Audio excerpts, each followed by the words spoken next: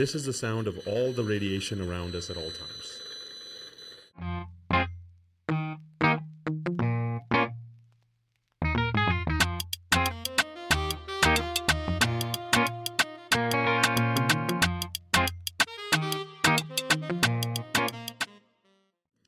Hello, beautiful people, and welcome to Kandaka Talks. My name is Dua, and today's episode is all about a kimono.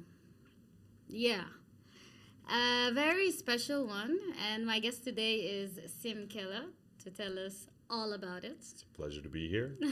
Pleasure to have you. So let's dig into the meat. What are you wearing? I am wearing a shield for my soul. So this is a fabric that has silver fibers inside, right? In reality, I studied electronics engineering in school, right? So I had an intimate understanding of what radiation is, specifically what radio frequency radiation is, right? I was always very interested in it because our body is a liquid crystal antenna, right? We're liquid crystals effectively. And we're affected by the energy that is beamed onto us. So at that time, we had like 3G coming out. So I asked my professor, I was like, okay, we had a radiation machine that produces certain levels of radiation. And I was like, can you like describe where 3G falls on the scope? So it's a machine, it has a screen, and it has a knob on it, right? The more you turn, the more power comes out. He turns it a quarter way, and he's like, this is 1G. I was like, okay, that's just cell phones working. He turned it half of that, and he's like, that's 2G.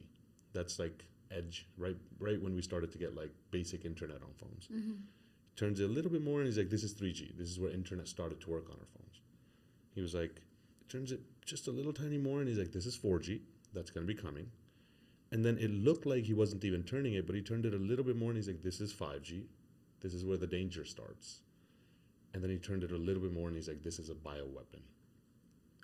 Oh. He's like, this is what the military has to be able to cook people from inside. And I was shocked. I was like, wait a minute. This is what's going to be released onto phones, and this is a bioweapon? Like, so aren't we just making a bioweapon? He's like, yes, we are. But most people don't realize it. So it kind of just rang in the back of my head that I was like, wait a minute. What does this stuff do to our bodies? Now 5G is being released. And the amount of power they're putting out in these signals is absolutely fucking bananas. Okay? But it's easier to see than it is to describe, right? So this is a radiation meter. This is the sound.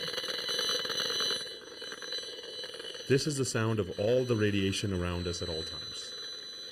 Okay?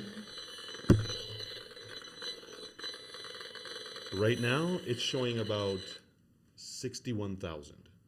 Okay. What's the metric value? So it's basically, right now we're looking at it from a place of microwatts per meter squared, amount of energy being applied per meter squared. Safe, so natural background radiation is 0.03. That's what nature produces, 0.03. Safe, like safe enough for us to function, is about 100. Below 100, we can still manage. This thing is right now showing a max of 61,100. And that's not even the worst. If we play a YouTube video, it goes up to 1 million. If I'm by a router, it goes up to 3 million.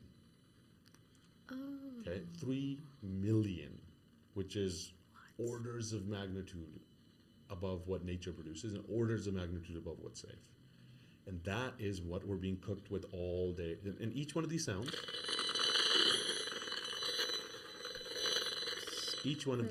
is a different radio frequency that's being beamed. So this thing's just calculating the total power of the radio frequencies. My point with this is we're being cooked alive all the time. We're on slow roast, right? When it comes to radio. And that has such a major effect on our body, especially over the long term.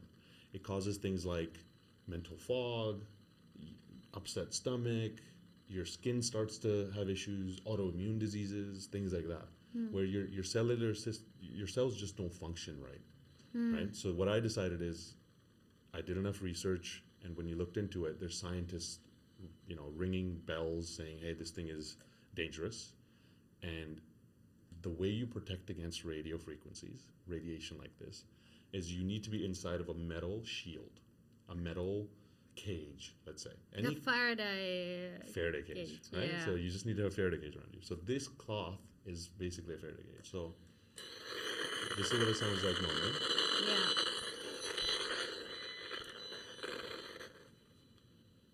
That's what it is within. I haven't turned the volume down. The meter is now showing green. It usually goes down to about 0.081, 0.06. From 61,000 to 1 point. to 0.8. Right? So right now it's showing 40,000.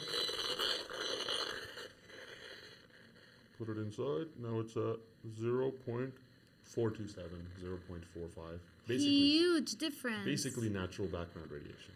Close to natural background radiation. Oh. Right? So what I've started doing is I've started building full body armor. So any parts this is covering, I'm not getting cooked. I can put this over my head if I want to go places. Now, yes, this is a tin foil hat for your body. Literally. Literally a tin foil hat for your body. Okay. So, I was like, okay, let me try this. So Yeah. first thing I did is I heard that it's not about getting rid of all radiation. It's more about spending time healing in a place which doesn't have this amount of radiation. Mm-hmm. That's why when we go to nature, we feel this calm, right? If you spend a week in nature, you feel different. And you come back zen and focused and clear, and all you did is sit in nature. So I was like, okay, let me get a bed sheet, because then I can sleep in it. For like the last 7 years, I was having war dreams every night. I'd go to sleep. First dream is pick up a gun and I'm running and I'm fighting and I'm all this kind of stuff. And my life was very chaotic, and the entrepreneur life takes a lot of stress. So I was like, oh, it's just how my brain works. I got this fabric as a bed sheet, and I started sleeping under it. And within the first week, my dreams became beautiful. I started having just magical dreams. I had lucid dreams where I was controlling my dreams, just beauty. And for months that happened, and I was like, wait a minute, is this psychosomatic or is this actually happening? So then I put the bed sheet to the side, started sleeping in my normal sheets. Pretty much right away, I started going back to my war dreams. Because these frequencies, they're exciting our cells in a way where they think they're being attacked. So our bodies are resonating to that, and that's being represented in the dreams. So now I just decided, hey, 5G is being activated everywhere. There's a lot of conspiracy theories that say 5G is going to activate stuff within people's bodies and cause problems. And I am a tinfoil hatter, right? I've lived my life according to that. And now too much data has come out, so we're building the armor for people. Isn't it fun? Amazing. I love how you've been through this, like studying it, thinking of possibilities for years. So it's not an idea that overnight, okay, this seems cool, let's do it. No, I don't believe in that, right? What I believe is that in order for us to take control of our life, we need to learn how the world works, right? Most people do not understand how the world works. How does this light turn on? How does this camera work? How does radio work? How does this mic work? Ever since I was a child, I only wanted to know how everything works. So I spent my entire life studying everything, like radio, quantum mechanics, physics, theology, God, all the religions, just trying to figure out how the universe works. And from that knowledge came the reflection that, hey, this is something significant.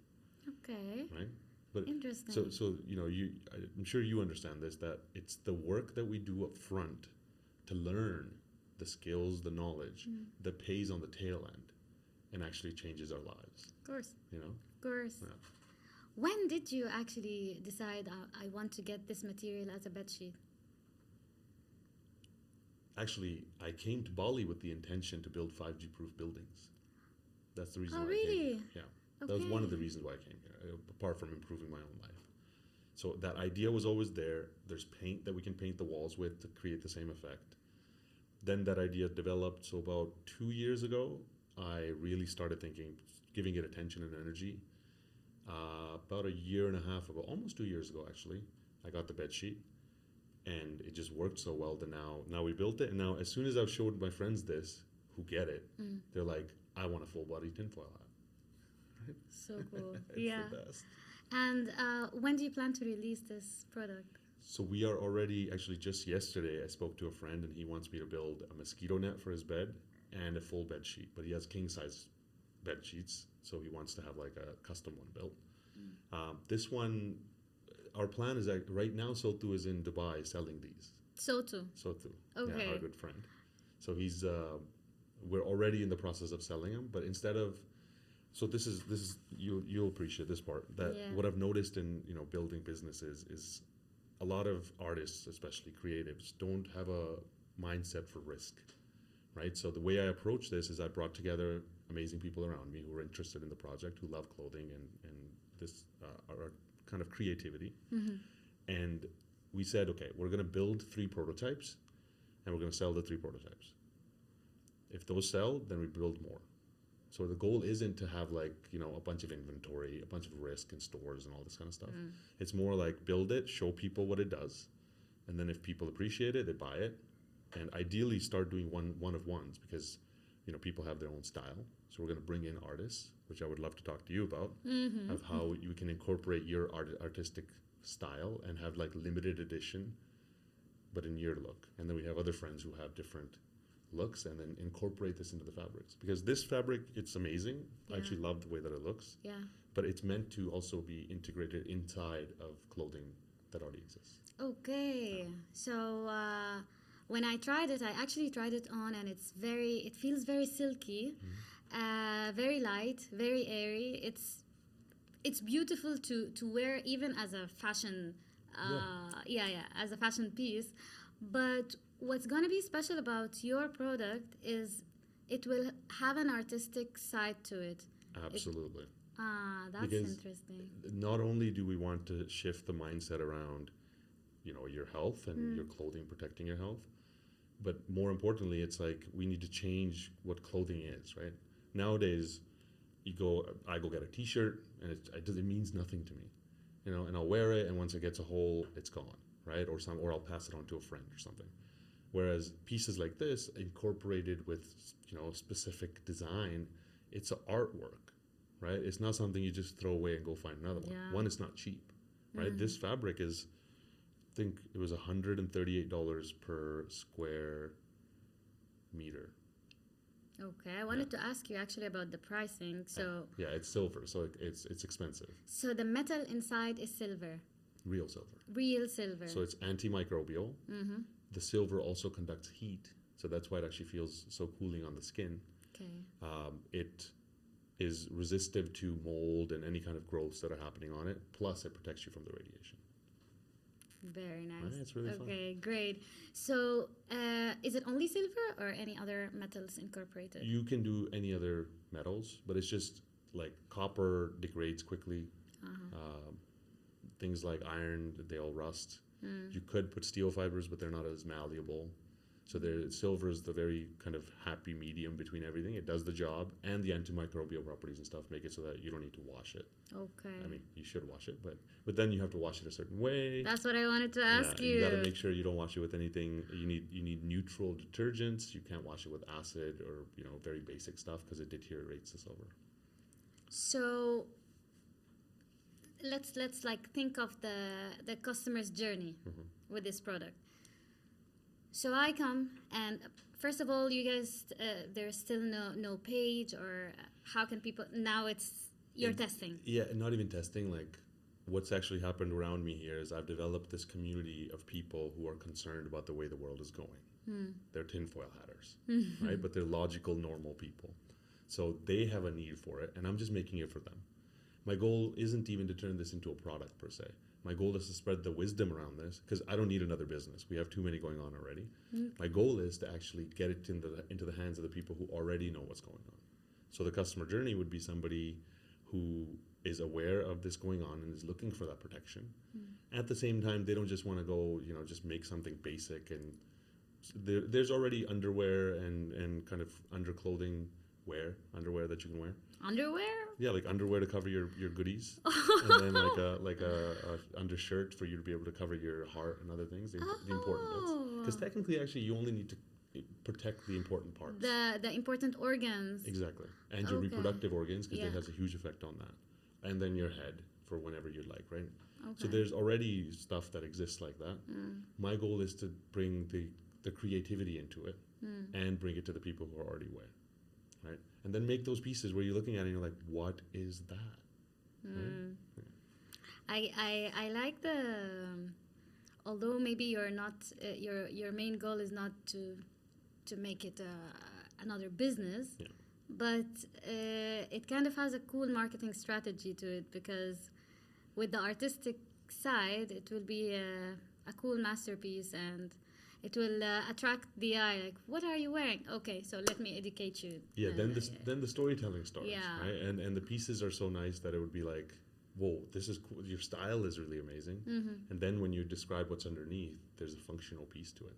And again, my goal, if you're listening to this, if you like this idea, go to AliExpress, search EMF or RF protected fabric, order it yourself, make your own styles. I want as many people in the world to be creating this type of clothing because I know what it's going to do for our future generations. And then if you want to get in touch with us, get in touch with our lovely Dua and get one of her one-of-one pieces that we're going to make. Of course. I really like the message that you're not really thinking of it as a strict business thinking. You want to spread the word. You want to raise the awareness to the situation. Yeah, and it's a law of the universe, isn't it? Like if we are in a take mentality where it's like, I want to build a business, I want to make the money, I want this to be my thing, and I don't want anybody to copy. That's a very limited mindset. You know. So do you know about the finite and infinite player mindset? Have you ever No, heard tell about me about it. So it's basically the idea from Simon Sinek, and it talks about how the world teaches us to be finite players. And finite players play games, first of all. They're playing games which have defined rules and they have a defined opponent. You know, in this case, that would be me thinking like, oh, you're going to steal my idea. You're going to do this. I don't want you to take it. I don't want you to take it. I want to win. And the win is defined. Like, if you don't do it and I get all the money, then I win, right? That's a lose-lose mindset because somebody has to lose and you're a loser for thinking like that, right? The infinite player doesn't think like that. The infinite players plays the infinite game, right? And the infinite game is the universal. It's just you're just playing for the fun of playing. The game never ends. You end. The game never ends. There's no opponents. You're playing just for the sake of the joy of playing, and the whole goal is just to last as long as you can. Not worry about other people. As a matter of fact, if you then flip it on its head and you start to play life in a way where it's collaborative, where you're giving and you're coming from a place of, you know, wanting something to be shared to the world. Doesn't matter if the money ends up in your pocket, just some benefit ends up in some human's life.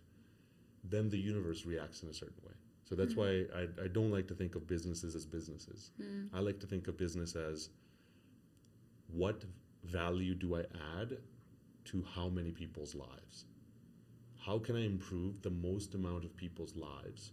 Regardless of if it's my business, yours, doesn't matter. If somebody listens and improves 100,000 people's lives, fantastic. Yeah. Right? Yeah. You're speaking from a point of abundance. It feels to me that will you be speaking the same way if you didn't have the other businesses that you have? I was speaking this way since when I was like 12, when I started taking mushrooms. Uh-huh. So that's what you're actually hearing, right? Okay. I started smoking weed when I was 13, right? So the mushrooms, especially at that point in my life, 13? at 12, 12. not a recommendation. do not try this at home. How did you have access to this at 12? It's California, so you have access to everything. And I looked way older than my age. I looked like I was like 18 when I was like 13. Okay. So I had older friends, and they were like, hey, do you want to come try mushrooms? And I was like, I don't like them in food. And they're like, that's not what we're talking about. I was like, I'm a say yes to life type of guy. So I was like, okay, let's go. I'm cool. And we went to a ravine, took some mushrooms, and it blew my mind open, my heart open, and it just showed me how this reality that we exist in is a hallucination. And there's a reality beyond this reality. And what we call reality can't really be defined. But obviously, what I brought back from that was this concept of like, if we all just went into a state of abundance and know that we are everything at all times, then there wouldn't be lack in the world. And then, of course, hundreds and hundreds of journeys, and I guided hundreds of people.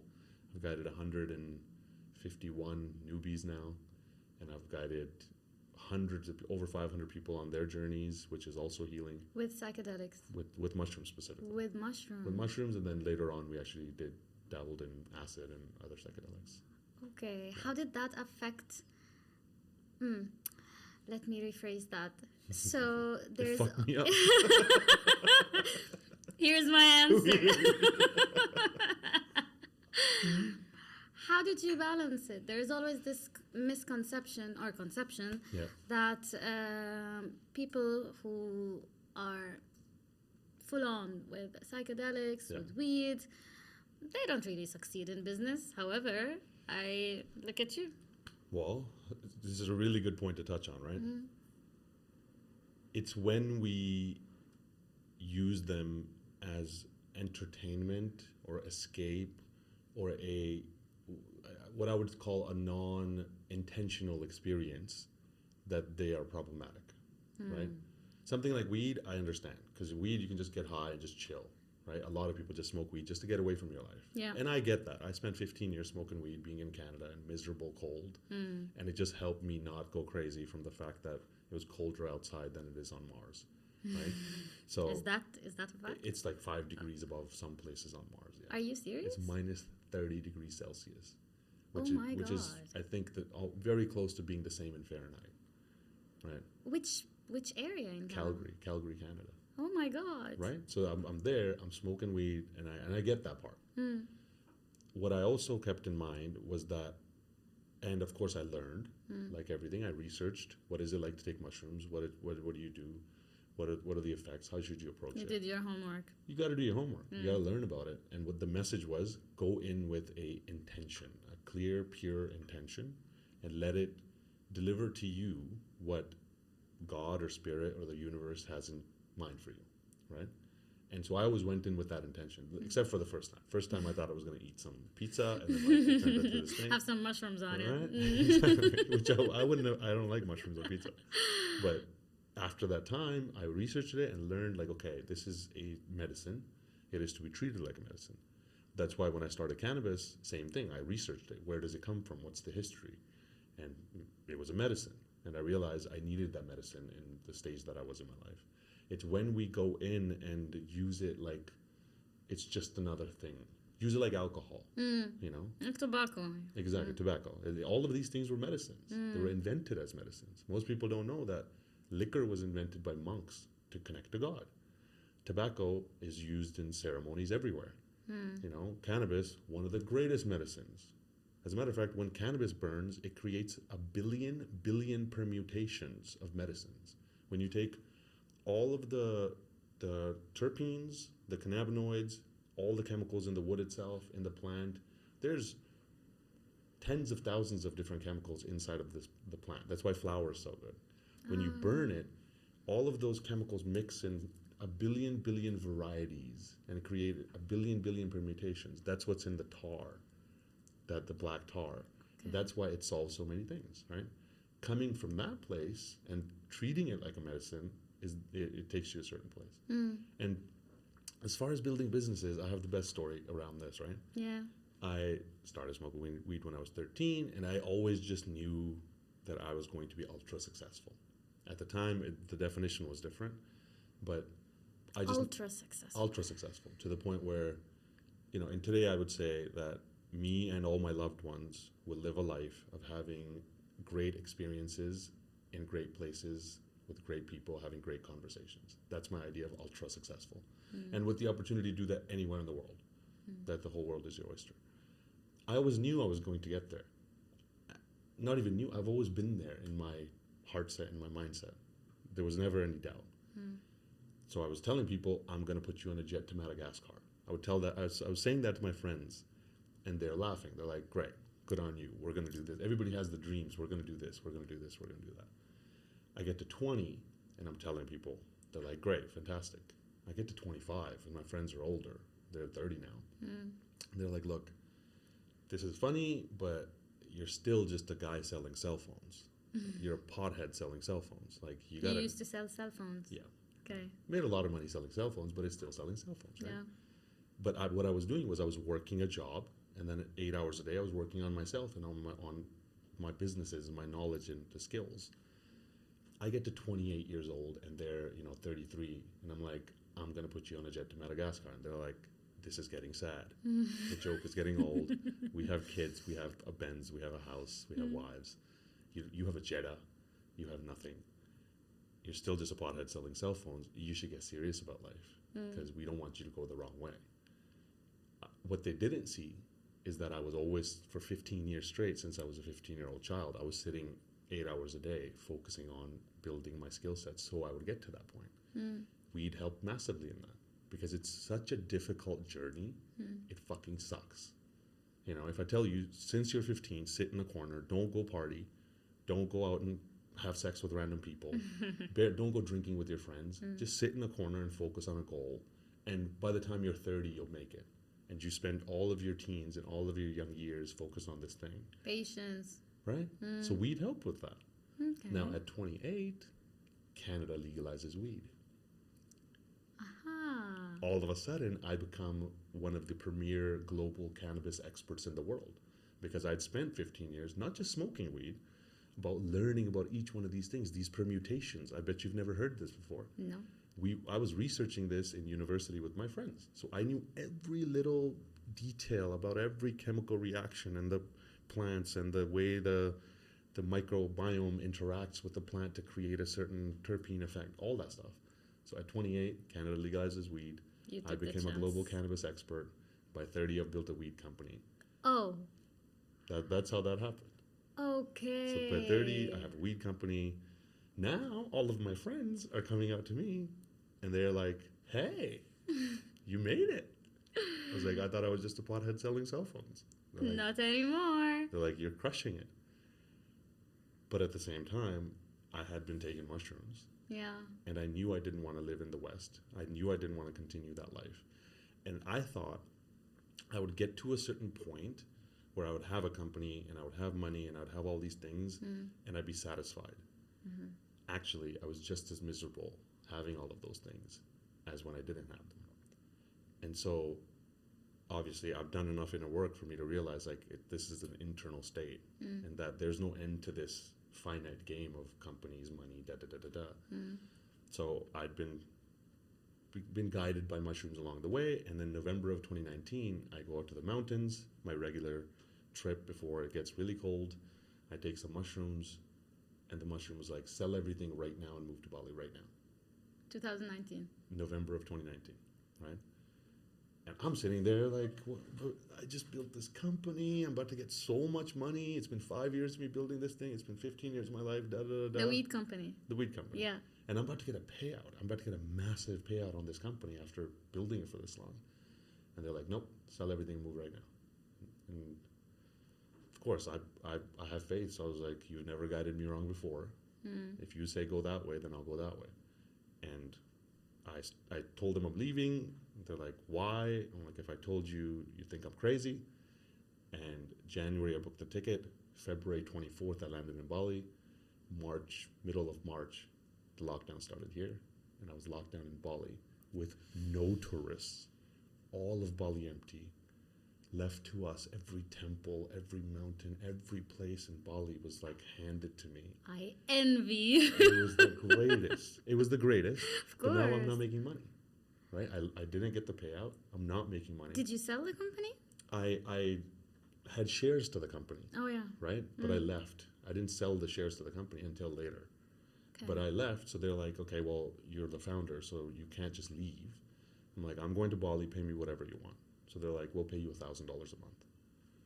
And that $1,000 a month goes a very long way in Bali. So I just lived in a hostel, I ate 50-cent meals, had complete faith, enjoyed the best time during COVID. Bali was the greatest place to be ever.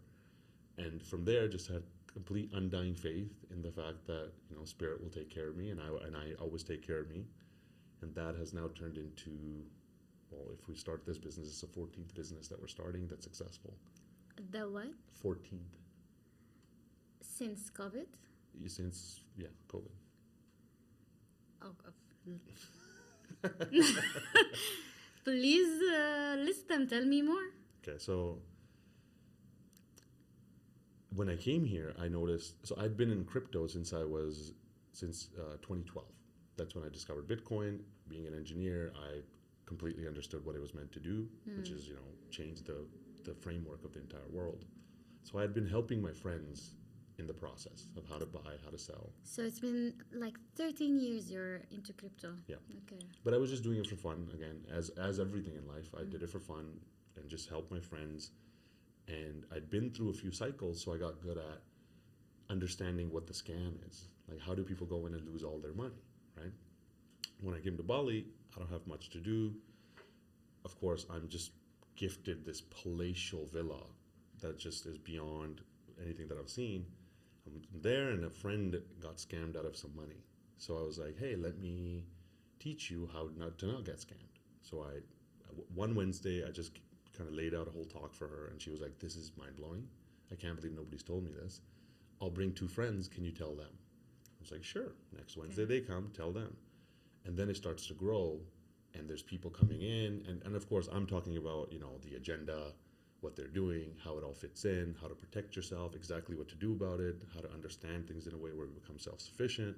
So there's a whole cohesive picture, including, radiation clothing. I was mentioning it then. And that then turned into people wanting to get consultation from me of how to participate in this space. That grew into a big business. And actually, even that, I had run out of money completely, and I had no more money left. And the only thing I had left was the stocks to this company. And I had the option to sell those stocks to the weed company. Yeah. I had the option to sell those stocks and start a company here and actually start doing this properly, or hold on to those stocks and figure something else out. So I sold my weed company stocks, started a consulting company. Started helping people how to enter the space and how to participate and how not to get hurt. That was very successful. A lot of people made a lot of money, so obviously that grows into a lot of people wanting that support. That turned into projects coming to me, which is another business where we actually help projects build crypto projects effectively.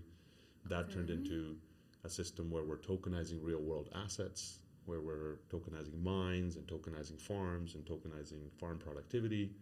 Turned into a company that sets up companies, turned into a company that is helping people ship rice and make money from that and feed people. I could just keep going forever, but they all kind of branched into all of these different things, and now each one of them has become a self-sufficient entity that I don't even do anything anymore. It just runs itself. How do you, a lot of business questions, time management, how? Exactly. So I read this quote recently, and it's a great quote. It says, Wi-Fi money hits different. Baby boomers will never understand, right? And one of the mistakes I keep seeing people make is we have a traditional mindset of business, right? We think of business as like, I'm going to, let's say, set up this clothing company. So I'm going to keep 100% of the company, but I'm going to put 100% of my time into this company. So then this is the thing that I focus on, right? What I call Wi-Fi money is a way of thinking like, okay, how can I add the most amount of value to the most amount of people's lives with the minimum amount of time that I spend, right? Coming from that mindset. And this all came from the idea that I learned from mentors where they said wealth is a skill. It can be learned like any other skill. So I was like, okay, what is the kernel to wealth? And it's adding value to people's lives. If you improve people's lives, they will pay you back with value that they've earned by adding value to somebody else's life. So I always went into businesses with the mindset of, how much time does this business take? How much value can I add in somebody's life during that time? And is that scalable, right? So it's like the consulting initially, it was taking up all my time. Of course. So then I turned it into a course. And then the consulting time came down. Instead of 6 hours, I was spending 2 hours with people, but they were listening to me for 8 hours. So they're getting 10 hours of value. So then I shrunk that down. Then I taught people around me how to do that consulting. Right? You delegated? I delegated, and then some of the clients that really needed my help, I would talk to them specifically. So now instead of 6 hours, I talk to them for 1 hour each. Great. And at the rates I was charging, 1 hour each client, that turns into an insane amount of money. Yeah.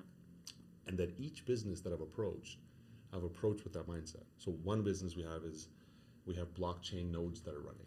It's called pocket nodes. It's basically computers that are running that we stake a bunch of coins on, effectively buy a bunch of assets and put them there. And then other blockchains hire this computer to do work. Now there's some other company running it. I don't do anything for it. I just connected people's money to this system. Another company runs it. We pay them. It's an hour a month of work. That's it. That's it. And I don't even do that hour. I have one of my friends, one of my team members, he loves that kind of stuff. He runs it. He gets 30% of the cut.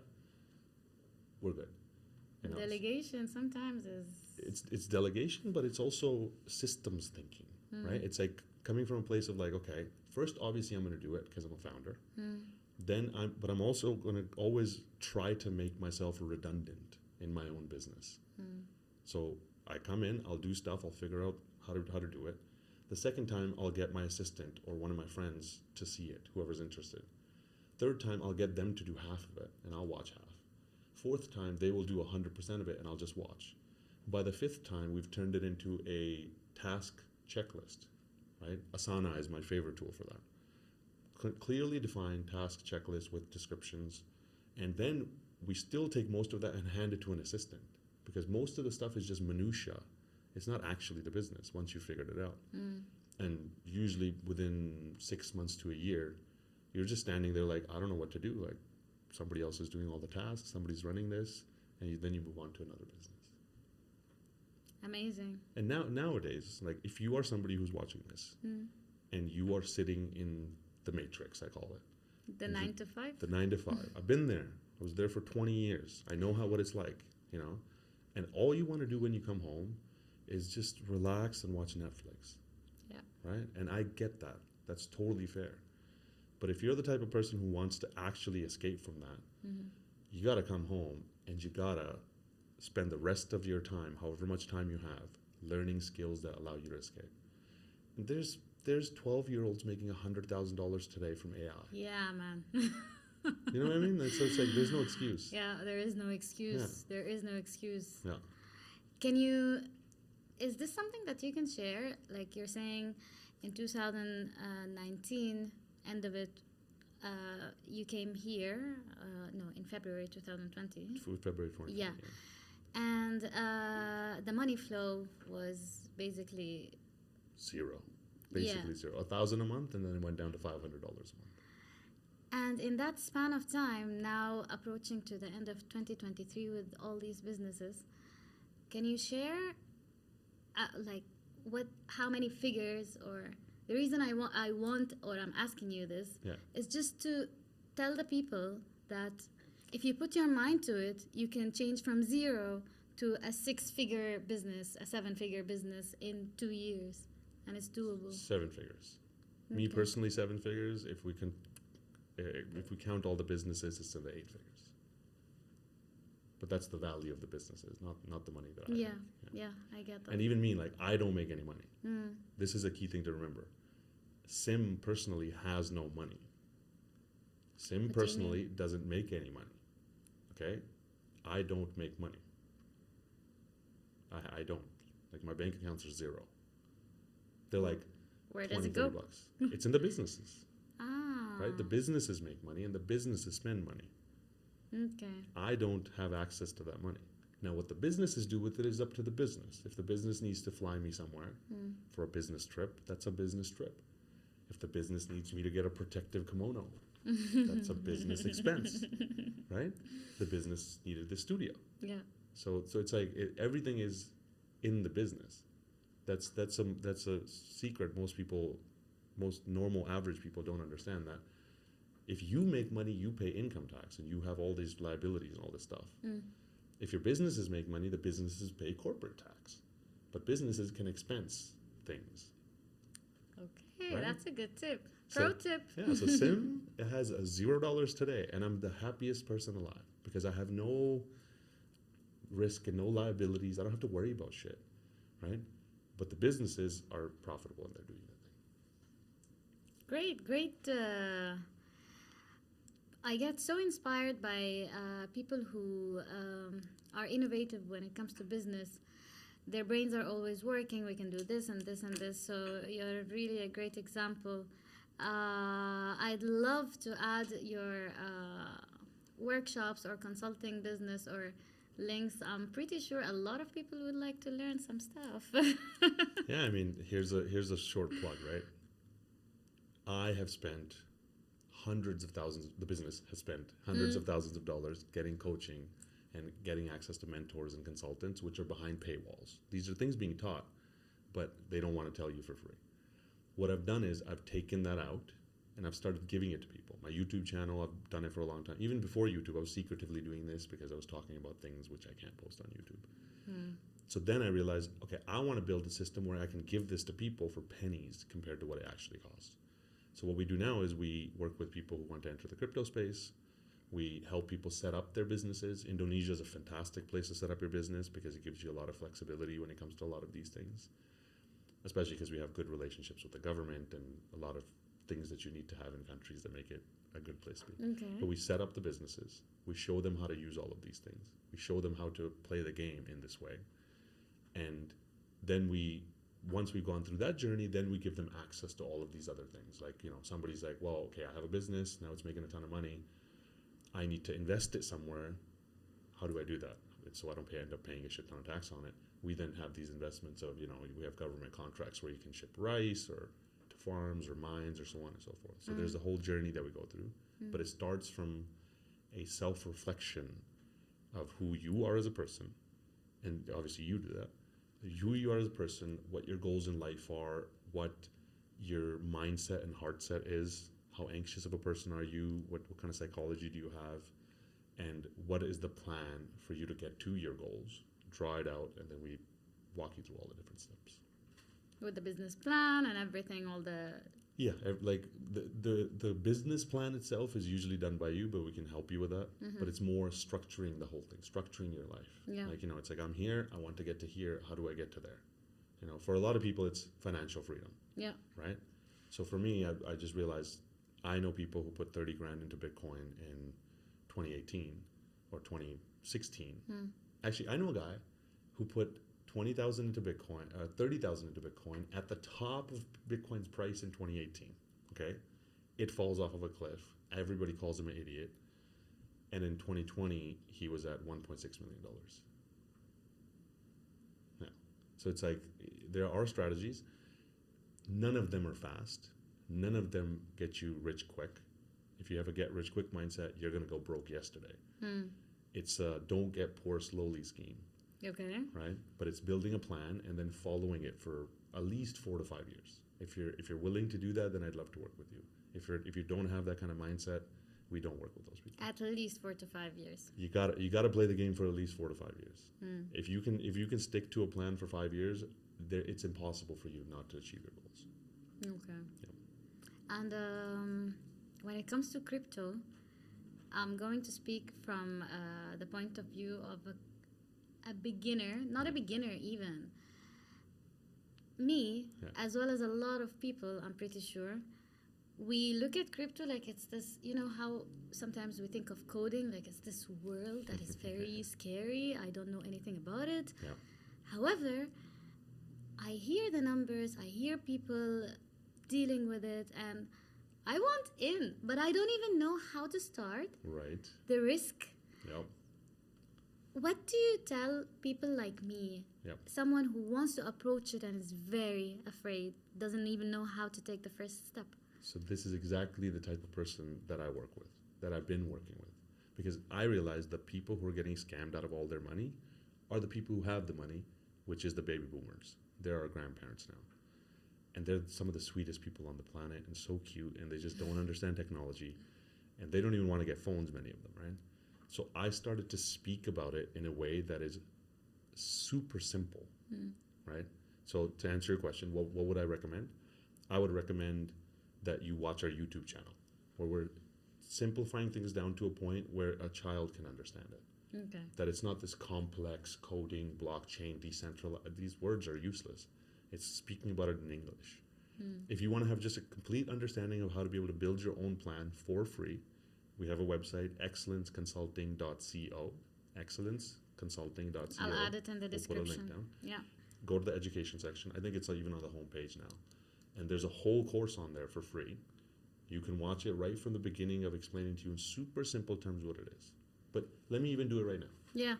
Let me tell you why it's what all the hubbub's about. Yes, please. So you remember the last time we hooked up computers together, like in the 90s, which we call the internet today, how much value that created in the world. Somebody decided that they're going to connect computers together, put it in a company called Google, and it's going to do something. Google is going to give us knowledge. That's worth trillions. Somebody else hooked up computers and said, this is called Facebook. This is going to connect people, turns in trillions, so on and so forth. We realized connecting computers up and getting them to do something valuable for people, insanely valuable model. With blockchain and crypto, we figured out a new way to hook up computers together. Instead of a company hooking them up and owning all the computers and taking all the money, we decided, okay, I'm going to hook up a computer, and it's going to be a miner for blockchain, for Bitcoin, or it's going to be called a node for Ethereum. All of that doesn't matter. I'm going to hook up a computer at my house. You're going to hook up a computer. Sam's going to hook up a computer. Now, we can program this computer to do stuff the same way you can program the computers at Google. But instead of one company owning it, each of us own the computer. It's divided. Right? But now the question comes up, like, but why would I pay for a computer, plug it in, pay for electricity, and pay for cooling and my time? Like, what am I getting out of that? And that's where we had to invent these coins to say, if you run this computer, we'll pay you in this coin called Bitcoin. Right? And the Bitcoin I'm getting, I can sell it to pay for the electricity and the computers. That's all it is. Okay. That's why you want these coins, right? Now, here's a fact. 90% of cryptos today are scams. 90%. 60% are legit scams, like custom built to steal all of your money. 30% of them will fail and will steal all of will lose all of your money unintentionally or intentionally. Okay? So if you throw a dart at a board, you're almost guaranteed to lose all your money in crypto. There's about 10% of cryptos that are solid. Even out of those 10%, about 90% will die, because it's just the law of startups. When you start businesses, especially when entrepreneurs who haven't started businesses start businesses, 90% of them fail. Yeah. But here's the trick. Out of the 10% that survive, 90% are made by entrepreneurs who built businesses before. So that's to say, like 1% of the cryptos that are out there are the projects, are the computers that the future of the world will run on. The same way today the world runs on Google and Facebook and all these things. So it's understanding what that process is. So here's a simple framework. Rule number one in investing into anything. If you don't understand it, you'll lose your money to the guy who understands it, right? So when Makes I ask sense. you, you're like, I want to buy Bitcoin. And I go, what is it? And if you were to say, I think it's a bunch of computers connected together that do something, that's enough for me to be like, okay, you understand the very basic framework of Bitcoin, right? Number one question you want to ask is, what does it do? And you got to answer that for me from your own perspective in the most basic terms. Second question to ask is, where's the money coming from? Right? So if it's something that does something useful for somebody's life, then that person would want to pay for it. That's money coming in.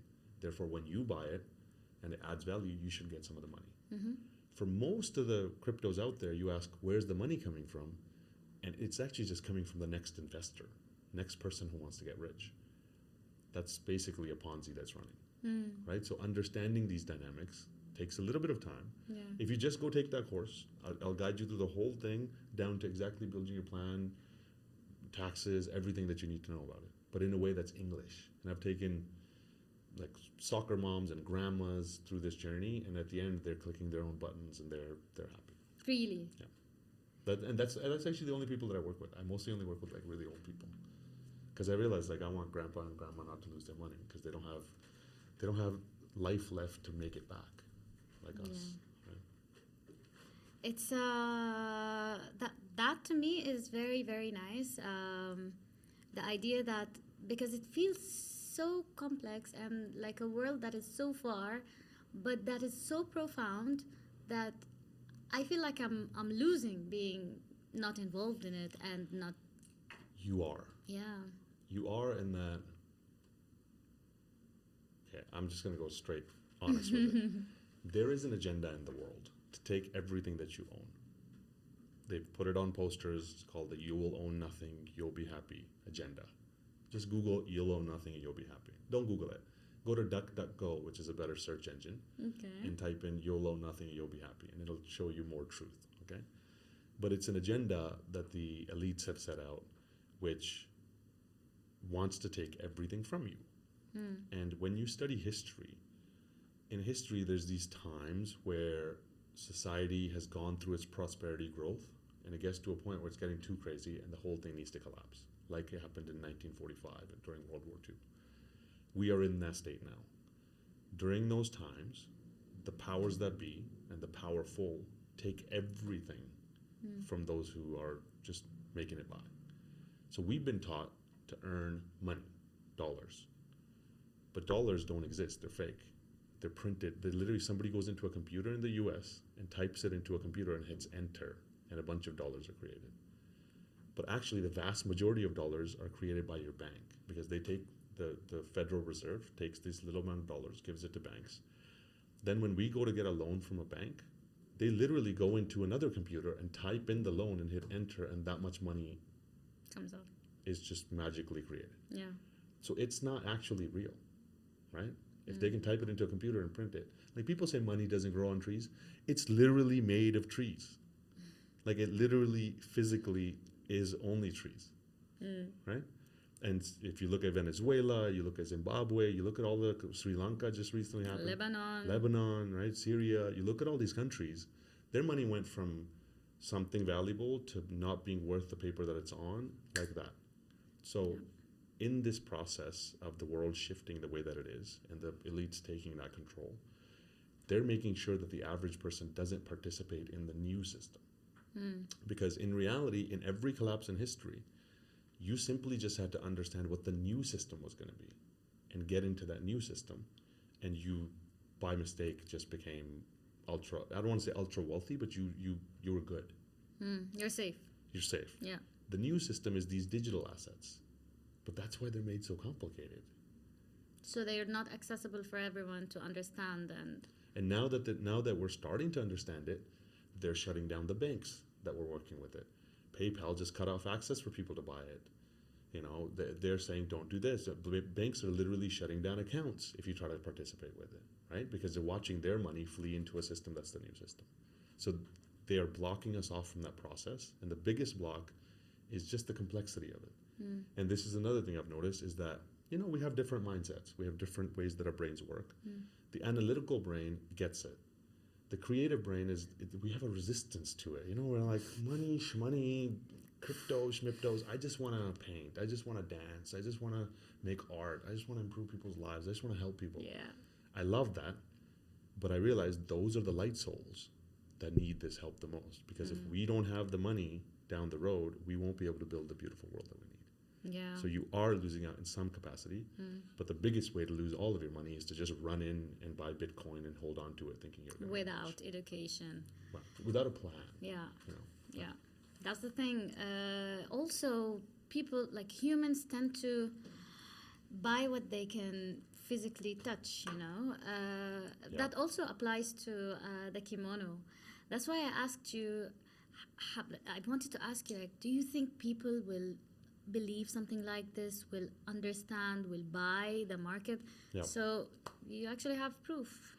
So we have proof, and also that's why I'm not focused on selling it to anybody. I'm like, if you already know you need it and I tell you I'm making it, then we're happy to give it to you. But if I have to explain to you what it is, or if I show you this and you do your own research and you're like, okay, this is the truth, that's something interesting to me, I'll do it, fine.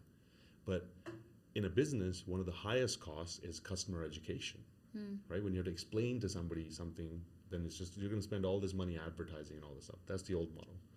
But this model is, I just need to speak to one person from a network of people who get it, right? Like, I have a friend. I'm not going to say his name, just to protect his privacy. He has a special private network of people who are switched on, who get all of this agenda stuff, who are looking for ways out, and they're looking for the solutions. As soon as I mentioned this to them, they were just like, send me mine. And I was like, oh, but it's going to be expensive to ship it. You can just whatever. They're like, no, this one's made by like Bali artisans. We want to support them. Send me mine. I'm like, great. I just speak to one guy. He knows all the people that get it, and his people want to get it. Now, that one guy will be paid a commission because he deserves to for the commission, for the connection. Yeah. And his people will get it, right? Maybe somebody listening from here will go, that's exactly what I've been looking for. Or maybe they go, well, I don't want to ship it from Bali. Yeah. I'll order my fabric. Thank you for telling me. Yeah. Right? I don't want to sell it to anybody. I just want people who need it to get it. And when you say switched on, what's your definition of people who are switched on? It's a really good question. It's people who know something is wrong in the way that the world's going, the world works. You know, it's the ones that way you wake up and you look at your reality and you go, I'm running as fast as I can to just stay in place. You know, I'm working my 9 to 5, I'm working my ass off, yet I can barely pay for food, I can barely stay in place. And they're building AI, they're building all these things to take my job. Something is wrong. It's the people who are forced to go do a bunch of shit, which their soul knows is wrong. Their soul knows I'm not supposed to be in a cubicle. Something is wrong. Something is wrong. And you go to sleep miserable, and you wake up and you're like, fuck. I don't want to go. You know that, because your soul is switched on to the wrongness of that state. That's all I mean by switched on. Okay. Beyond that, you know, it's then the next step usually is you start to look like what is wrong. How does the world work? Or da da da da da. But just the fact that you opened your eyes to the fact that, hey, this thing is a scam that's being run on me. Right? I'll give you a really good example of this scam, right? I was born in a mud house in India. Okay? First of all, I was born in an auto rickshaw, a tuk-tuk. You know, Really? like the little three-wheelers? We call it raksha in Sudan too. Exactly. Yeah. What? I was born in one of those. Well, I was Okay. on the way to the hospital. I like to reach my meetings early, so I was like, Mom, I'm out of here. So I just popped out in an auto rickshaw. And then I was raised in a mud house, an adobe house, where we rubbed mud on our walls. Where in India? Punjab. And I was there until 9. That sounds like a poor person's life. Right? Yeah. And from that perspective, I used to think, wow, I can't wait to go to America and get rich, right? But we had our own horses. We had our own cows. We had our own buffaloes. We had our own fields with our own food, with our own seeds, with our own water. And we just raised dogs and horses for funsies. Like that was our life, right? And the mud house was AC in the heat, and it was warm in the summer and the winter. And apparently we were poor, right? But the milk, I wouldn't even drink milk. I would eat cream from buffalo's milk that was from a buffalo that was fed the whole plant of chia and was eating Himalayan pink salt and oatmeal so it could make the milk, so they could take the cream off, so I could eat it. Like, it's beyond organic. Organic doesn't even cover it, right? Our buffaloes were eating oatmeal and Himalayan pink salt, right? And apparently we were poor, right? What a life. So I left to go live the great life in America. And it took me until like 30 to realize, not even to realize, like to go back to India. And now we have a triple story villa. We don't have, India. In India. But we don't have horses. We don't have buffaloes. We don't have cows. We get milk from neighbors, hoping that it's not fake because they brought fake milk.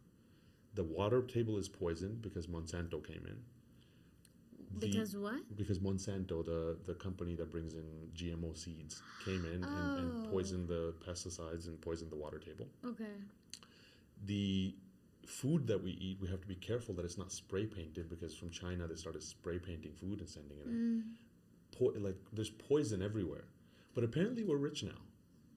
We have a triple story villa, but now we have to set up businesses so we can earn the money, so we can come back and buy terrible food and eat it, when we could have just kept the mud house and kept all of our stuff and just rode horses for fun. So it's like, who's wealthy?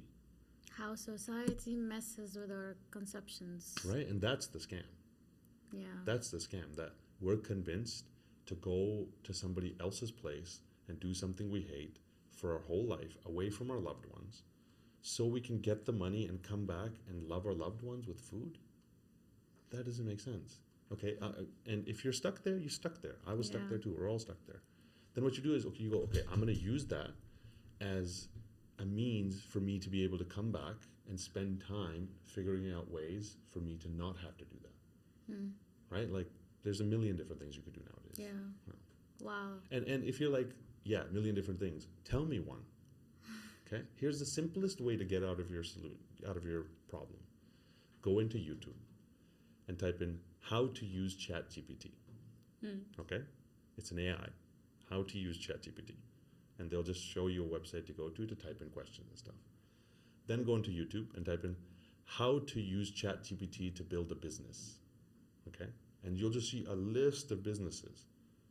And one's making images, one's making videos, one's writing copy, one's doing whatever, making websites, 1,000 different things. You just pick one that you're like, this kind of makes sense to me. I can make photos. I have a good eye for photos. Start that business. Or just go into ChatGPT and say, give me a step-by-step plan on how to build a business on this. Okay. Give me a step-by-step plan on how to create a media agency. Give me a step-by-step plan on how to teach people crypto. Whatever. Give me a step-by-step plan on how to build I just did this. Give me a step-by-step plan on how to build an organic garden that is for heirloom seeds for these varieties of seeds. And it gave me that, and I handed it to my friend's little child. He went out there, lived there for 2 weeks, set up the garden for me. And I paid him for it. ChatGPT. Simple. Right? Wow. You know, we can speak for like hours. We should. Let's turn this into a honestly 7-minute podcast. But I'm really happy how we ended it with a simple advice that can go a long way. So that's my goal. Like, we'll do this again, and we'll give you exactly actionable steps on what to do to get out of the matrix. Right? We already did that a bit. This is super fun. It's already been an hour. Yeah. Wow. I think I'm gonna have you again. So Absolutely, I'll be back. we need to talk after One thing is, if you want to listen, please, on YouTube, we have More Than Crypto. There's our channel. I'm we gonna teach add, all of these things. yeah. Right? We'll have the link underneath, and we'll be back. We'll see you again. Yeah. Right? It's been so fun. It's been so fun and time flew. I know. Thank you so much, Sim. It's been amazing. Appreciate you. Really, really insightful. And I hope that you guys, I'm sure you'll manage to get one tip that will make your life better. Exactly. So, yeah, I'll add all the links in the description below. So you manage to reach this amazing man. And subscribe. Comment below with all your questions. Thank you for watching. Thank you, and love you all. Bye.